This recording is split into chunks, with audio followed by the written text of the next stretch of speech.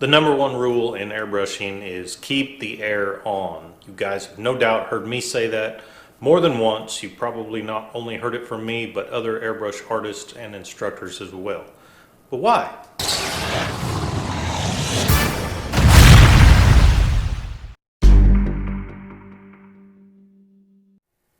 I've touched on some of this information in other videos previously, but until now I've never had a video specifically dedicated to answering this question. So in this video I'll explain the reasons why we recommend that you keep the air on. We'll look at whether that's really a good thing for you to do or not.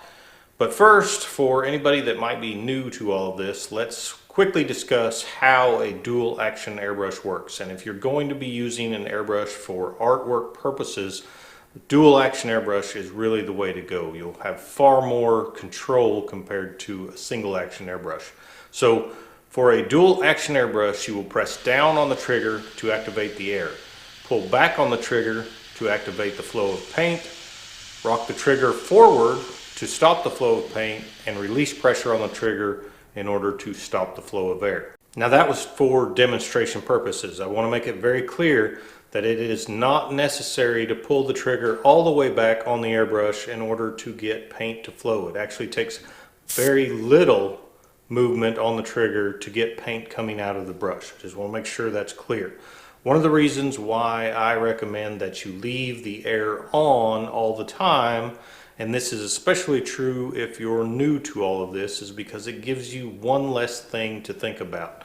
When you're brand new to airbrushing, you have to think about turning the air on, turning the paint on, turning the paint off, turning the air off. If you concentrate on leaving the air on, the only thing you need to worry about is turning the paint on and off. I hope that makes sense. The other main reason why I recommend that you keep the air on when you're airbrushing comes down to a mistake that I see pretty frequently with both those who are new to airbrushing as well as those who might have quite a bit of experience with the airbrush, but they are generally self-taught. So let's see if I can make myself do this. So if I want to create a line with my airbrush, I'm going to turn the air on, and then I'm going to... Did you see what I did? So when we are using the airbrush, you saw me activate the air, and then I pulled back slightly on the trigger in order to form this line. But did you pay attention to what I did at the end? Watch again. I'll do it one more time and we'll slow it down. Pay special attention to my trigger finger on the airbrush.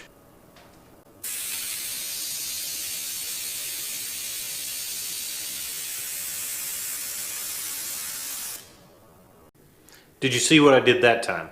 I did the same thing as I did previously. It was just slowed down. Pretty much I came off of the trigger almost like it was hot at almost the same time that I finished rendering this line. So I failed to keep the air on, and I also failed to follow through with my airbrush stroke. Why can that be a bad thing? Well, let's go back to the canvas and see what happens the very next time I activate the air on the airbrush. Now that was air and air only. I did not pull back on the trigger of the airbrush to release any paint. That was only the air. And as you can see, there's a very slight amount of paint that came out of the brush. So what's causing this?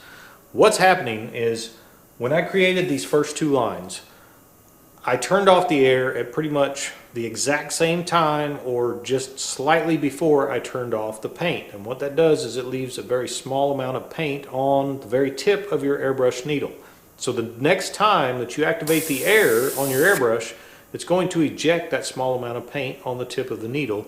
And if you're pointing at your canvas, you're going to wind up with a little bit of paint spray just like that, which can be problematic, especially if you're working on an actual artwork. The other thing that can cause is if you set your airbrush down long enough for that paint to dry, the next time you pick up your airbrush and start to airbrush, you're going to get very erratic spray characteristics because of the dried paint on the tip of your needle. The way to fix that is to pick off that dried paint. So that's the main reason why I recommend that you leave the air on at all times when you're airbrushing. Is it 100% absolutely necessary to do that? No, it's not. In fact, in a lot of cases, probably for the majority of you guys viewing this video, it's probably not the best approach. Allow me to explain. Airbrushing is a rather expensive hobby to get into. By the time you purchase an airbrush, you have to buy an air compressor to run that airbrush or some other air source. By the time you purchase paint, reducer, cleaners, everything that goes along with airbrushing in order to just start playing with the airbrush, you've invested some money. Even if you buy the very cheapest versions of everything you can get, you've still invested some money. The problem is most people don't spend a lot of money on their actual compressor. And I get it, we all have different budgets. We can't afford to just go out and buy the biggest, greatest compressor. The downside to those very small airbrush compressors, the compressors that are designed and marketed toward specifically airbrush users, is they're not designed to run constantly for extended periods of time. They're designed to put out just enough airflow to run the brush, and that's it. That creates a lot of heat with those airbrush compressors, and that heat causes hot air to be traveling through your airbrush line.